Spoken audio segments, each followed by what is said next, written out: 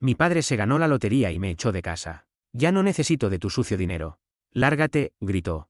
Pero cuando vi el boleto de lotería, me reía a carcajadas porque el billete estaba vencido. Me llamo Santiago, tengo 28 años y, hasta hace poco, vivía con mis padres, Carlos y Elena, en una casa modesta en un barrio tranquilo de la ciudad. No siempre fue así. Claro, hubo un tiempo en que éramos una familia unida, de esas que se sientan a comer juntos y se ríen de cualquier tontería. Pero la vida da giros inesperados, y lo que empezó como un gesto de amor y responsabilidad de mi parte terminó convirtiéndose en una pesadilla que nunca vi venir. Todo comenzó cuando mis padres perdieron sus trabajos. Mi papá, Carlos, trabajaba como mecánico en un taller que cerró por la crisis económica. Mi mamá, Elena, era recepcionista en una pequeña empresa que también quebró. De un día para otro, se quedaron sin ingresos, sin ahorros y, lo peor, sin una pensión que los respaldara. Yo, que en ese entonces tenía un trabajo estable como asistente contable en una empresa mediana, me convertí en el único sostén de la casa. No me quejé. Era mi familia, y sentía que era mi deber ayudarlos. Además, al principio, todo parecía ir bien. Pagaba el alquiler, las facturas de luz, agua, internet, comida, todo. Incluso me aseguraba de que no les faltara nada, desde el café que tanto le gustaba a mi mamá hasta las pastillas para la presión de mi papá. Ellos me lo agradecían, claro. Mi mamá me abrazaba y me decía que era un ángel caído del cielo. Mi papá, más reservado, me daba palmadas en la espalda y murmuraba un «gracias, hijo». Yo sentía que estaba haciendo lo correcto, que era lo que cualquier hijo haría por sus padres. Pero las cosas empezaron a cambiar poco a poco, casi sin que me diera cuenta. Todo comenzó cuando me ascendieron en el trabajo. Me dieron un puesto de analista contable con un aumento de sueldo que, aunque no era una fortuna, me permitía vivir con un poco más de holgura. Una noche, durante la cena, se lo conté a mis padres, emocionado. Pensé que se alegrarían por mí, que celebraríamos juntos ese pequeño logro, pero no fue así. Mi mamá sonrió, pero fue una sonrisa forzada, de esas que no llegan a los ojos. Mi papá, por su parte, apenas levantó la mirada del plato y dijo algo como, «Qué bueno, Santiago, a ver cuánto te dura». Fue un comentario raro, pero no le di importancia. Pensé que estaba cansado o de mal humor. Con el tiempo, esas actitudes se volvieron más frecuentes. Cada vez que mencionaba algo positivo sobre mi trabajo, un bono, un proyecto nuevo, un cumplido de mi jefe, sentía que el ambiente en la casa se volvía más pesado. Mi papá empezó a hacer comentarios sarcásticos, como, «Mira al señor importante, ahora sí que nos va a mirar por encima del hombro». Mi mamá, aunque no decía mucho, asentía o se quedaba callada, como si estuviera de acuerdo. Yo no entendía qué estaba pasando. ¿No se suponía que deberían estar felices por mí? Yo no estaba presumiendo, solo compartía mi vida con ellos, como siempre lo había hecho. La relación se fue enfriando. Ya no había charlas largas en la sala ni risas compartidas. Cuando llegaba a casa después del trabajo, los encontraba viendo televisión en silencio o encerrados en su cuarto. Si intentaba hablarles, me respondían con monosílabos o con frases cortantes. «Estoy cansado, Santiago. Déjame en paz», decía mi papá. Mi mamá, por su parte, siempre tenía una excusa, «Ahora no, estoy ocupada». Pero, ¿ocupada con qué? No trabajaban, no salían de casa, no tenían responsabilidades más allá de las tareas básicas del hogar, que, por cierto, yo también ayudaba a cubrir cuando llegaba agotado del trabajo. Lo que más me dolía era sentir que me trataban como si fuera un extraño, como si mi presencia en la casa fuera una molestia. Intenté hablar con ellos un par de veces, preguntarles si algo estaba mal, si había hecho algo que los molestara, pero siempre me decían lo mismo, «No pasa nada, Santiago, estás exagerando». Y yo, como tonto, me lo creía. Quería creer que todo estaba bien, que solo era una etapa, que pronto volveríamos a ser la familia de antes. Pero entonces empezó lo del dinero. Siempre he sido organizado con mis finanzas. No soy de los que gastan sin control, y aunque mi sueldo no era una fortuna, me alcanzaba para cubrir las cuentas de la casa y ahorrar un poco. Guardaba algo de efectivo en una cajita en mi mesita de noche, no mucho, unos billetes y monedas sueltas para gastos pequeños, como el transporte o una salida ocasional con amigos. Un día, noté que faltaban un par de billetes de 20. No le di importancia. Pensé que quizás los había gastado y no lo recordaba, pero luego volvió a pasar. Una semana después, faltaban 50 pesos, y luego 100. Empecé a preocuparme. Al principio, no quería sospechar de mis padres. Me sentía culpable solo de pensarlo. Ellos eran mis padres, ¿cómo iba a imaginar que me estaban robando? Pero las cantidades seguían aumentando, y no era lógico. Nadie más entraba a mi cuarto, y yo siempre cerraba la puerta cuando salía al trabajo. Decidí hacer una prueba. Conté exactamente cuánto dinero había en la cajita antes de irme a trabajar y lo revisé al volver. Ese día, faltaban 200 pesos. Mi corazón se apretó. No podía seguir ignorándolo. Una noche, después de la cena, reuní el valor para preguntarles. No quería sonar acusador, así que traté de ser lo más cuidadoso posible. Oigan, ¿alguno de ustedes ha tomado dinero de mi cajita? No estoy diciendo que lo hicieron a propósito, pero he notado que me falta efectivo. El silencio que siguió fue tan pesado que sentí que el aire se volvía denso. Mi papá me miró con los ojos entrecerrados, como si le hubiera dado una bofetada. ¿Qué estás insinuando, Santiago? Que somos ladrones, dijo. Mi mamá se puso de pie, dramática, y se llevó una mano al pecho. ¿Cómo te atreves a decir algo así? Nosotros, ¿qué te hemos dado todo?, exclamó. Me quedé helado. Intenté explicar que no los estaba acusando, que solo quería entender qué estaba pasando, pero no me dejaron hablar. Mi papá levantó la voz: eres un desagradecido. Vives en nuestra casa, comes nuestra comida y ahora nos llamas ladrones. Mi mamá empezó a llorar, diciendo que no podía creer que su propio hijo pensara tan mal de ellos. Fue como si hubieran ensayado la escena. Me sentí tan mal que terminé disculpándome, aunque en el fondo sabía que algo no estaba bien. Después de eso, decidí no guardar más dinero en la cajita.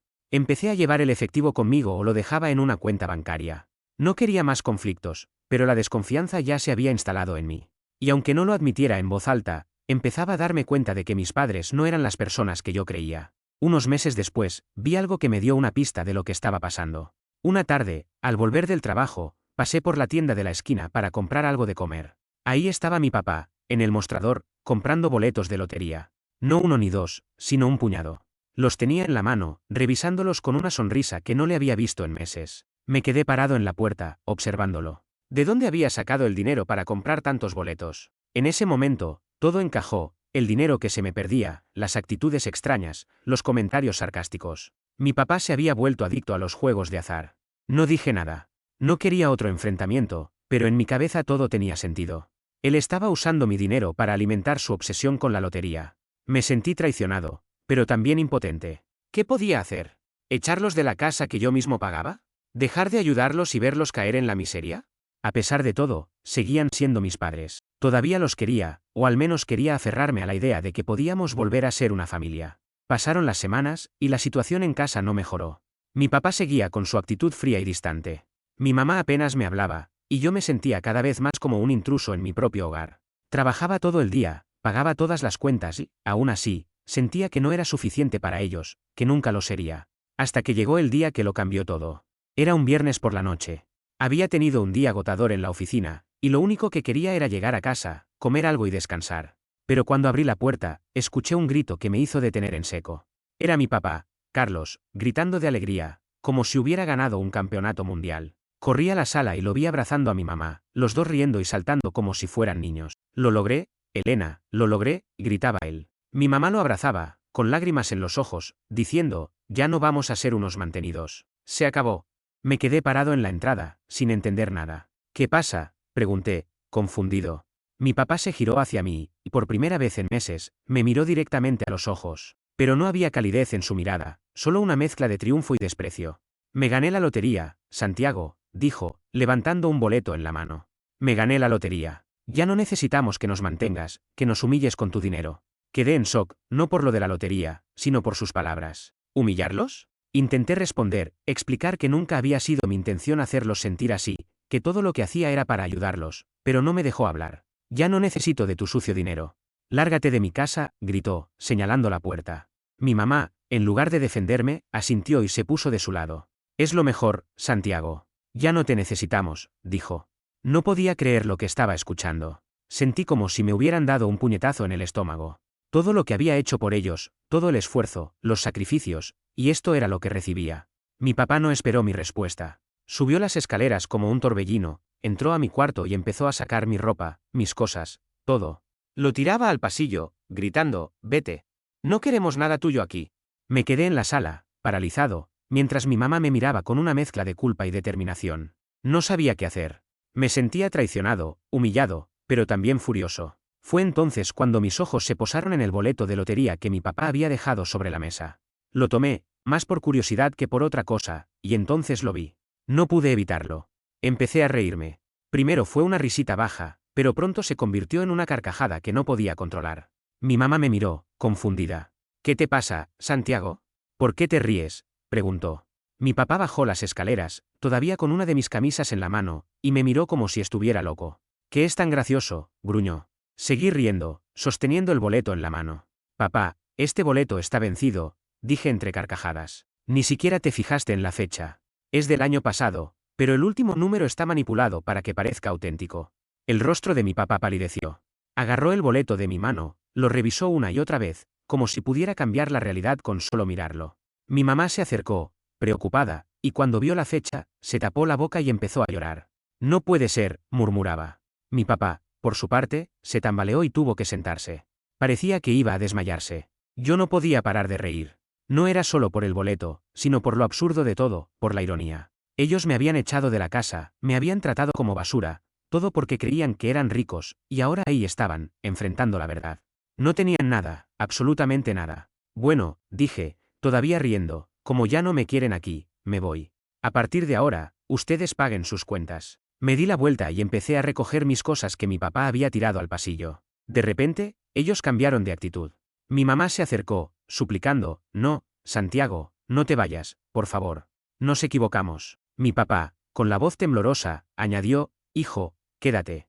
No sabemos qué hacer sin ti. Pero yo ya no los escuchaba. Estaba harto, harto de sus envidias, de sus mentiras, de sus robos. Ustedes me humillaron, les dije, mirándolos a los ojos. Me echaron como si fuera un perro. Tiraron mis cosas a la calle. Ahora, arréglenselas solos. Agarré mis maletas, salí de la casa y no miré atrás, aunque sus súplicas resonaban en mis oídos. Esa noche, me quedé en casa de un amigo, Mateo, que me recibió sin hacer preguntas. Al día siguiente, encontré un departamento pequeño, justo para mí. No era lujoso, pero era mío. Por primera vez en años, sentí que podía respirar. Empecé a ahorrar, a enfocarme en mi trabajo, en mi vida, y aunque no lo admitiera en voz alta, sentía una especie de justicia. Mis padres habían cosechado lo que sembraron. Los primeros días fueron raros. Estaba acostumbrado al ruido de la tele de mis padres, a sus voces discutiendo por tonterías, al olor del café de mi mamá por las mañanas. En mi nuevo departamento, todo era silencio. Al principio, me costó dormir. Me quedaba mirando el techo, pensando en ellos. ¿Estarían bien? ¿Se habrían dado cuenta de lo que habían perdido? Cada vez que esos pensamientos llegaban, me recordaba a mí mismo lo que habían hecho. Me habían tratado como un extraño, me habían robado, me habían echado. No merecían que me preocupara por ellos. En el trabajo, las cosas iban bien. Mi jefe, el señor López, me había tomado cariño porque siempre llegaba temprano y terminaba mis reportes antes de lo esperado. Un día, me llamó a su oficina y me dijo que estaban considerando ascenderme otra vez, esta vez a coordinador del equipo contable. Santiago, tú tienes madera para liderar, me dijo con una sonrisa. Sigue así, y en un par de años podrías estar manejando tu propio departamento. No supe qué decir.